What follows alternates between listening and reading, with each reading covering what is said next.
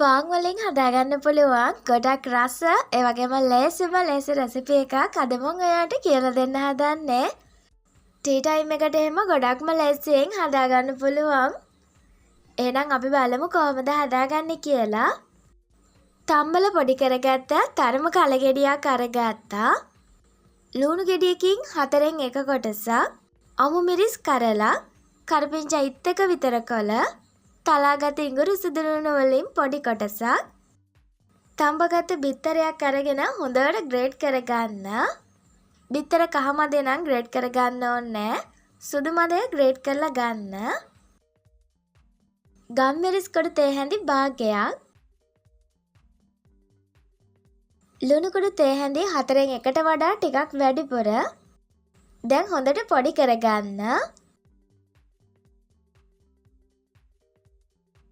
පොඩි කරගන්න අතරතුර දෙහි බින්දු 3-4ක් එකතු කරගෙන හොඳට පොඩි කරන්න.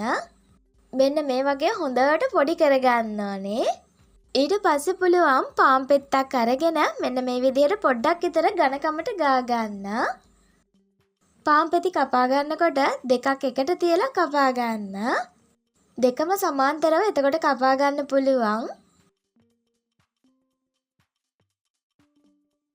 දැන් පුළුවන් අනිත් පාන් පෙත්ත උඩින් තියලා ටිකක් තද කරන්න. ඔය විදිහට සේරම පාන් පෙති ටික හදා ගන්න. ඊට පස්සේ මම මේ වගේ කොටස් 3කට වෙන් කර ගන්නවා.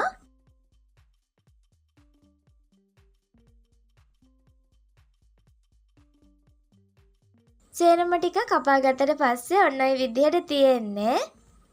කෑලි දෙක වෙන් වෙන්න බෑ. එකටම හයි වෙලා තියෙන්න ඕනි.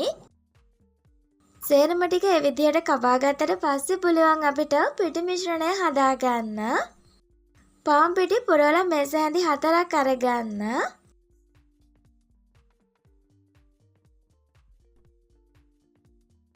ලුණු කුඩු තේ හැඳි 4න් 1ට වඩා ටිකක් වැඩියෙන්,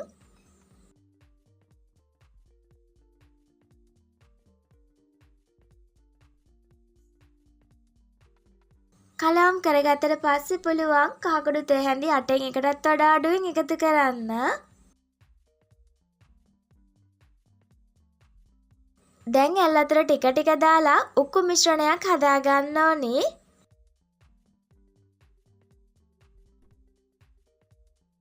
කැටගතිය නැති වෙනකන් හොඳට කලවම් කරන්න. මෙන්න මේ විදිහට. දැන් අර අපි කපාගත්ත පාන් කෑල්ලක් අරගෙන මේ පිටි මිශ්‍රණය දවට ගන්න. පාන් කෑල්ල පිටි මිශ්‍රණයට දාගත්තට පස්සේ ගොඩක් වෙලා පිටි මිශ්‍රණයේ තියන්න එපා. ගොඩාක්ම පෙඟුනොත් එහෙම මේ පාන් කෑල්ල කැඩිලා යන්න බලනවා. පිටි මිශ්‍රණය තවරගත්ත ගමන්ම පිටියකින් අයින් කරගෙන බිස්කට් කොටුවල හරි පාන් කොටුවල හරි තවරන්න.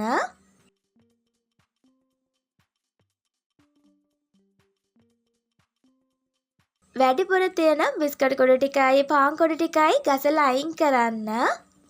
ඊට පස්සේ පුළුවන් තෙල් එකට දාලා වැද ගන්න.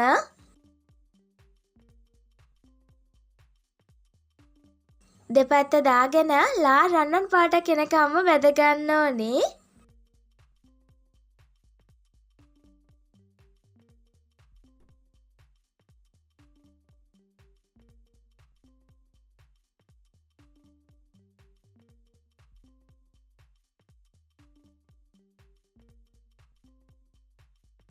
රෝල්ස් හදනවටත් වඩා ගොඩාක්ම ලේසියෙන් ඔයාට මෙන්න මේ ස්නැක් එක හදාගන්න පුළුවන්. හරියටම කිව්වොත් රෝල්ස් එකක් වගේමයි. පාන් පෙති 6ක් වගේ ගත්තම ඔයාට ඇති වෙන්න කන්න හදාගන්නත් පුළුවන්. අනිවාර්යයෙන්ම මේ රෙසිපි එක නම් try කරලා බලන්න. ගොඩක් ලේසියෙන් හදාගන්න පුළුවන් රසම රස ස්නැක් එකක්. ගිහින් එන්නම් ආයෙත් ඉක්මනින්ම හම්බ වෙමු ලේසි රෙසිපි එකකින්. ඔයාලට සුබ දවසක්.